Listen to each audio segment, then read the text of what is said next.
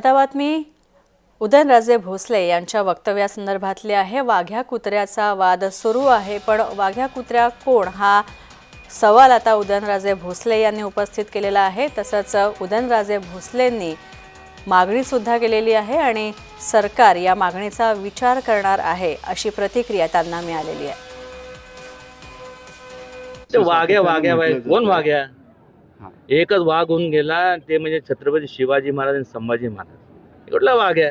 ते समाधीबद्दल जर समाजी एक लक्षात घ्या, त्यात आता अनेक विद्वत्ता त्यांची त्यांचं प्रदर्शन करतात। त्यात मग ते धनगर समाज आणि होळकरांनी केलं, मग होळकर धनगर समाज काय संबंध काय? एक तुम्ही कमिटी बसवा इतिहासकारांची, ती का तिथं आलं, कधी आलं, इतिहासात तर त्याची काय कुठं नोंद नाही, पण काय असेल ते करा ना।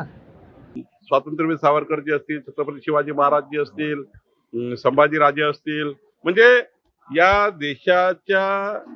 देशाला जगातली उंची मिळवून देणारे आता आदर्श राजे छत्रपती शिवाजी महाराज यांच्याबद्दल कोणी बोलेल? खरं तर हे सहनच करू शकत नाही महाराष्ट्र। म्हणून जे काही उदयनराजे भोसलेजींनी या ठिकाणी प्रतिक्रिया दिली आहे आणि कडक कायदा करायला सांगितलेला आहे, त्याबद्दल माननीय देवेंद्र फडणवीस सरकार, आमचं सरकार नक्की विचार करेल आणि आम्ही हा विचार पुढे नेण्याचा प्रयत्न करू। छत्रपती शिवराय हे आमचे आराध्य दैवत आहे आणि आम्ही छत्रपती शिवरायांचा मान सन्मान स्वाभिमान राहावा याकरता जे लागेल ते करेल। खरं म्हणजे उदयन महाराजांना निश्चित प्रश्न विचारण्याची अधिकार आहे आणि मला देखील ते भेटले आहेत।